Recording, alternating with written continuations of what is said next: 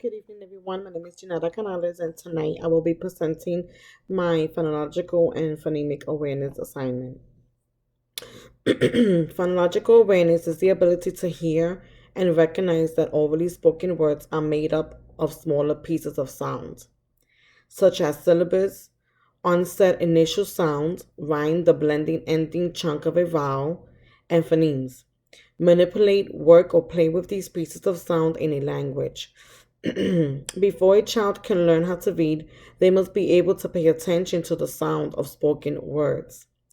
As children move from working with larger pieces of sound to smaller pieces of sound, they progress from recognizing the sound to producing the sound, from matching the sound to blending the sound to segmenting the sounds, from hearing and working with initial sounds, then the final sound, and then the middle sound.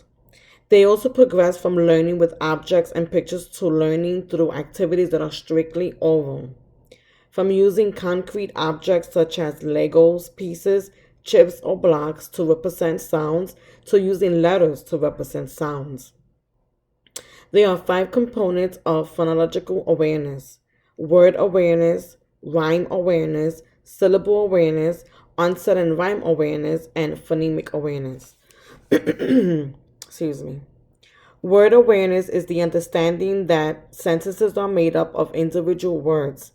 Imagine how speech must sound to a baby, just a continual stream of sounds. As a child's language develops, they begin to notice and hear individual words. Rhyme awareness is the ability to hear, recognize, and play with rhyming words, which is a powerful predictor of a child's success in learning to read. When kids play with rhyming, they are learning the sound patterns that will help them learn and apply phonics skills as they learn to read.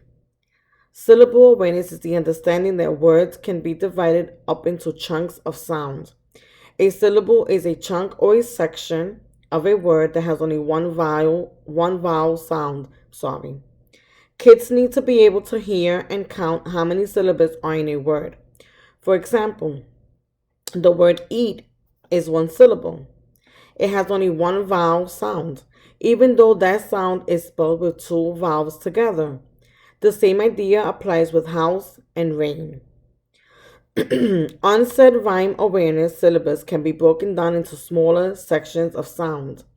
Onset is the initial phonological unit of any word. For example, C in the word cat. And the term rhyme refers to the strings of letters that follow, usually a vowel and final consonant. For example, at in the word cat. Teaching children about onset and rhyme helps them recognize common chunks within words. This can help students decode new words when reading and spell words when writing. Phonemic awareness is the ability to hear, recognize, and work with the very smallest pieces of sound, called phonemes. Kids who have strong phonemic awareness can isolate sounds, beginning, ending, and middle sounds, blend sound into words, for example, the word cat, segment words into individual sounds, like cat, change sounds to create new words from cat to can. When children can orally isolate, segment, and blend these smallest pieces of sound, they are ready to benefit from phonic instructions and begin learning how to read.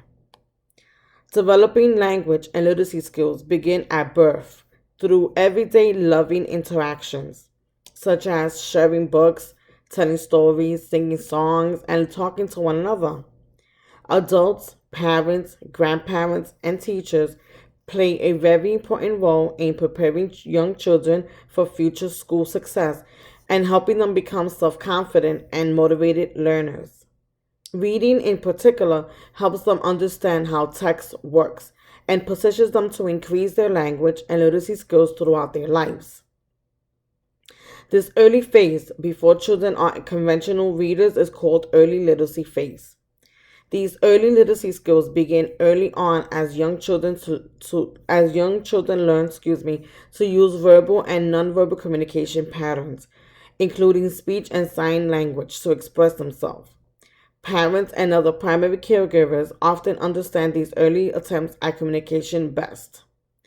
Along with children, Along with language development, children are building their vocabulary. They learn new vocabulary in many ways, including through reading books and talking with adults in their environment. Studies have shown that the larger a child's vocabulary, the quicker they will learn to read, as they are familiar with more of the words they will encounter. There are many activities that you can do with children to teach them early literacy skills, such as reading to your child. Remake a picture book. Get them engaged by having them look for the pictures to create the book.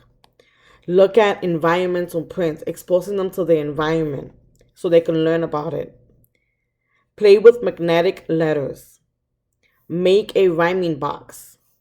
Show them how many words sound the same.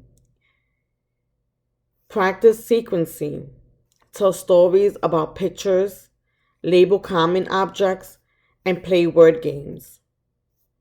Doing these activities within your family or in small groups of children can be helpful to teach early literacy skills. These same activities can be modified to meet the needs of children with the exceptional needs. These activities are a great way to make reading fun while reaching students with disability who may need added academic support. You can encourage them to be engaged in these activities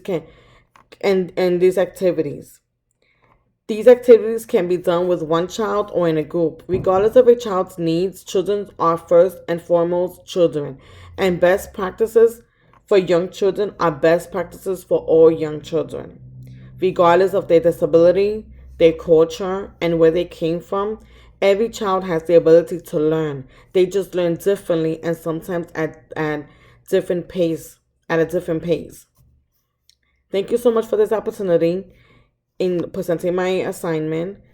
I hope everyone has a good night. God bless. Please stay safe in these times of, from this coronavirus. Stay home, take care of yourself. Thank you again. Have a good night and God bless.